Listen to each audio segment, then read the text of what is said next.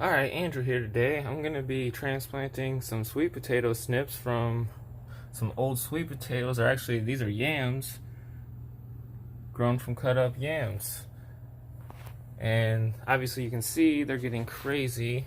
These root systems are just nuts. And I've already pulled two off and got them ready. See, check out these beautiful root systems, just huge already.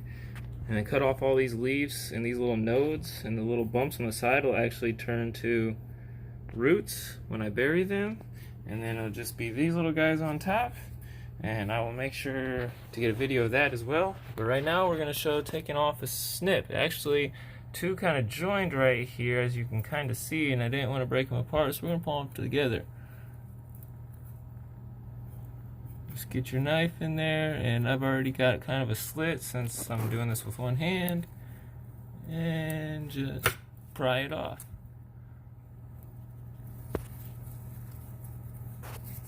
Again, one hand, a little tough, especially with this big old piece I gotta take off. Alright, so we got it disconnected, as you can see.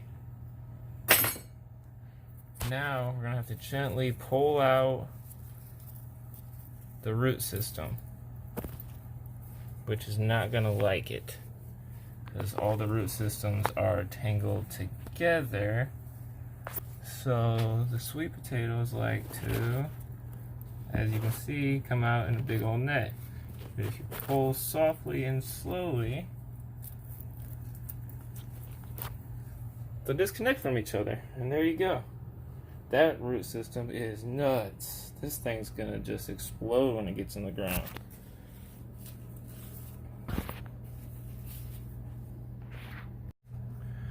And now we have the plant here, and we're gonna check it for some bugs and get rid of the dead growth.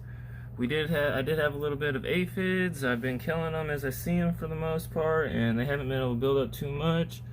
And I mean, you can just go through an inspection as you're cutting off the leaves and everything, and I mean, you're going to cut off most of the leaves, and that's where they are a lot of times, or you miss them. That and these little crevices, you just take a toothpick and kill them, your fingers, if you can reach them without harming the plant. And it's whatever. See, there's one right here, but that leaf's going to come off, so it's whatever. And we don't need this third guy here. It can turn into a root system.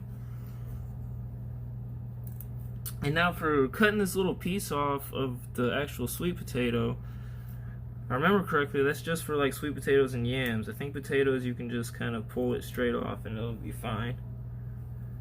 But if you're worried about it and you don't want to harm it and it's your first time, go ahead and just peel part of that potato off just like I did with either a butter knife or like a melon scooper would work out actually a lot better. I just don't have one.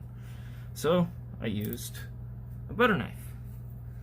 And as you can see, pretty easy process, just snipping off these leaves. You're going to snip off almost all of them up until probably like 2 or 3 most of the time, depending on how well developed they are. If they're bigger leaves, you can go with like 2, with like this guy.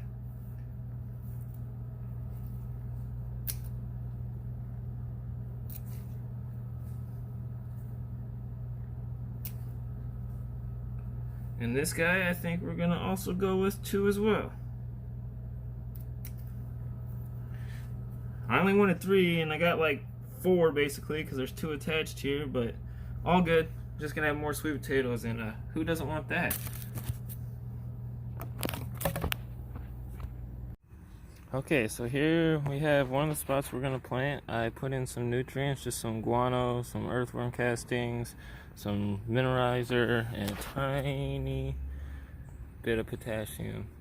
And then here's the other one. We're gonna put 2 in there and 1 in there. Got some lettuce still growing here. Yeah, it's middle of the summer and it's not looking bad, but basically I grew these kind of fast. Got some beets, some kale, carrots. So basically the plan was just to grow something quick while I was waiting for those snips to grow, and then I'm going to let the sweet potatoes take over. These radishes, I'm going to let them grow another day or 2 and then pull them and plant another sweet potato.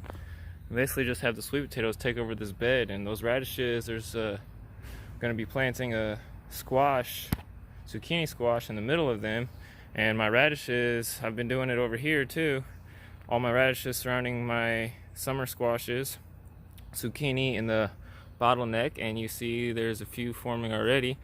Got a tip from a buddy. I've had pest problems with squashes so often that I almost didn't grow any this year, and he said plant radishes around them. The smell of them, especially the flower, which those aren't flowered yet, but there was flowered ones over there, helps deter them. So I said, whatever, I'll give it a try. And it's been pretty good. Like, I got multiple fruits. The bugs that usually tear them apart don't seem to even want to come over very often. So here we're gonna grab one. And since the sun is over that way, we're gonna plant it over here so they can pop out to where the sun's at. They can start here and grow that way, because I have a garage right there. So we're just gonna nestle him in there. Make sure these will stick out.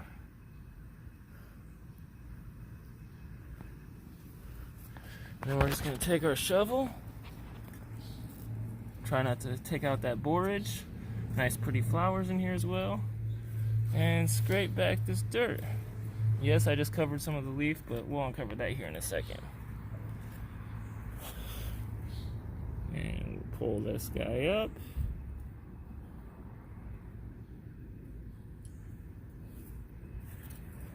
And just covering all the dirt up, covering all the root systems up. Like I said, all those nodes will turn into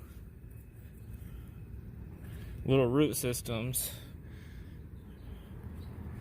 and this will grow that way because of the sun. So now that he's all covered up, we're going to be on to the next one. And that's going to be two of them, including that one that's got two attached. So I'm not even sure how I'm going to do that one. So I'm going to start with this guy over here. And we'll just rest him up right like that. That way, rest him up with the beets. That way he won't get covered like the other one.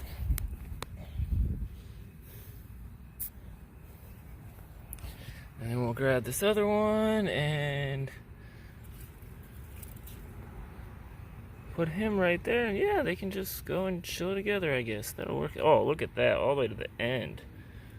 And that one will come up right about there. It will work. So then I'll just cover these like the last, and then maybe put a little bit of more compost on there because I have some more. And cover them up and good to go. Give them a little water and let them set in. I was going to do this last week, but it got so hot. It was in the mid-90s, so humid, I decided to wait. So hopefully I get a bunch of yams and sweet potatoes this year, and I will video record that when it happens. Thanks for tuning in, everybody. Hope all your gardens do well and are bountiful.